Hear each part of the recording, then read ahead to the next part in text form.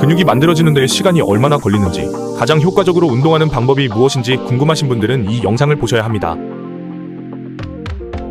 많은 사람들이 근육을 만드는 데에 관심이 많은데도 실제로 장기간 꾸준하게 운동을 하는 사람은 많지 않습니다. 단순히 노력과 의지의 문제일까요? 다양한 요인들이 있겠지만 운동을 하기로 마음을 먹었음에도 포기하게 되는 가장 큰 이유는 근육이 만들어지는 속도가 느리기 때문입니다. 그 속도가 느리다는 것은 운동을 하더라도 즉각적인 변화가 나타나지 않는다는 것을 의미합니다. 그리고 인간의 뇌는 즉각적인 피드백을 원하도록 설계되어 있기 때문에 친구와 만나 술 한잔을 하거나 게임을 하는 것을 좋은 것으로 받아들입니다. 특히 게임의 경우 일단 플레이를 하면 경험치라는 항목이 보이고 캐릭터가 레벨업을 한다든지 티어가 상승하는 등 짧은 시간에 쉽게 긍정적인 감정을 얻을 수 있기 때문이죠. 이에 반해 우리 뇌는 운동 자체를 나쁜 것으로 인식시켜서 포기하기 쉽게 만드는데요. 성장하는 데에 오랜 기간이 걸리는 근육의 특성상 운동으로 당장에 만족할 만한 결과가 나오지 않게 되고 쉽고 빠르게 긍정적인 감정을 얻기가 힘들기 때문입니다.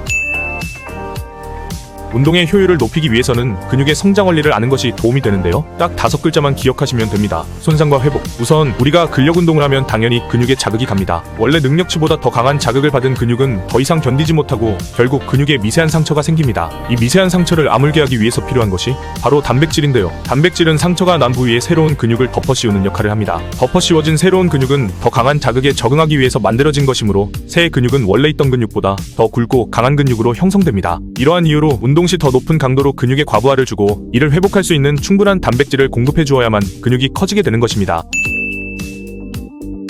그렇다면 근육이 회복되고 성장이 일어나는 데에는 시간이 얼마나 걸릴까요? 이론적으로 근육의 회복 시간은 보통 최소 24시간에서 72시간 내외로 알려져 있습니다. 그러나 이 시간은 평균값이며 운동 강도, 식단, 호르몬 분비, 근육의 부위, 수면 시간 등 정말 다양한 요인들에 따라서 큰 차이가 있는데요. 이를 정확하게 알 수 있는 유일한 방법은 직접 근력 운동을 해보고 고단백 위주의 식단을 하면서 스스로 실험, 관찰해보는 것입니다. 운동 기간에 따라서도 근성장 속도에 큰 차이가 있는데요. 편의를 위해 초급자부터 중급자, 상급자로 구분하여 설명드리겠습니다. 운동생리학자인 스미스 라이언에 따르면 헬스를 이제 막 시작한 사람의 경우 처음 4주간은 일단 신경학적 반응이 일어난다고 합니다. 4주 동안 몸의 근신경계가 발달하고 근력이 향상되는데요.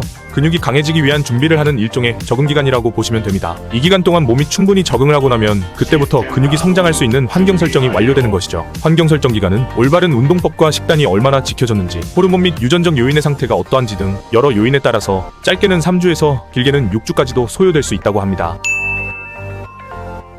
앞서 말씀드린 대략 한 달간의 적응기간이 지나고 나면 노력 대비 굉장히 빠른 근성장을 얻어낼 수 있는 기회가 찾아오는데요. 운동생리학 박사인 에리켄슨에 따르면 초반 4개월간 일주일에 3회에서 5회 운동했을 때 무려 2kg 정도의 골격근량을 얻을 수 있다고 합니다. 또한 이 기간 동안에는 운동 방법이 정확한 수준이 아니더라도 보다 많은 양의 근육을 얻을 수 있습니다. 그리고 가장 핵심적인 것은 정확한 자세와 세트수, 세밀한 영양 상태까지 체크하는 것보다 꾸준함으로 운동하는 습관을 만드는 것이라고 말합니다.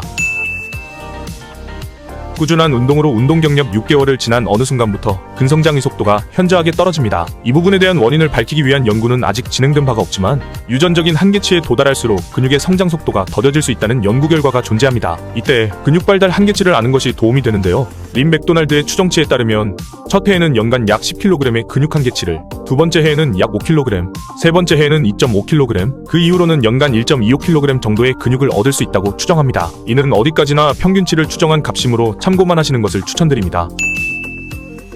실제로 운동을 꾸준히 지속하는 사람들은 공통점이 있는데요. 처음에는 부담이 되지 않게 본인의 의지로 운동을 시작한 경우가 대부분이며 그들의 뇌에서는 이미 운동 자체를 좋은 것으로 인식하고 있을 확률이 높습니다. 이들이 운동의 재미를 느낄 수 있는 이유는 무엇일까요? 본인이 근육을 키우려고 운동한 부위의 근육들이 성장하여 몸이 바뀌는 것을 눈으로 직접 확인하고 그 쾌감을 맛본 사람들이기 때문입니다. 하지만 이들도 일반적인 사람들과 마찬가지로 운동을 처음 시작할 때에는 앞이 잘 보이지 않는 상태로 시작했다는 것 또한 사실입니다. 처음부터 자세, 중량, 세트당 횟수 등 여러 가지 요인들을 따지는 완벽한 운동법만을 고수하게 되면 그렇지 않아도 잘 크지 않는 근육 때문에 힘든데 신경 쓸 것이 너무 많다 보니 더욱 버겁게 느껴질 겁니다. 물론 사람에 따라 차이는 있겠지만 대부분의 사람들의 뇌에서는 설령 근성장이 일어나더라도 과정 자체가 복잡했기에 결국 운동 자체를 매우 힘든 행위로 인식해버릴 것입니다. 그러므로 본인이 원하는 몸을 만들고 싶다면 운동에 재미를 붙이고 이를 습관으로 만들 수 있는 방법을 찾아서 그대로 실행하는 것이 가장 효과적으로 근육을 만들 수 있는 방법이라고 생각합니다. 그렇게 된다면 여러분들 또한 어느새 근육이 수축되고 이완되는 과정에서 느껴지는 자극 자체를 즐기게 되는 날이 올 것입니다.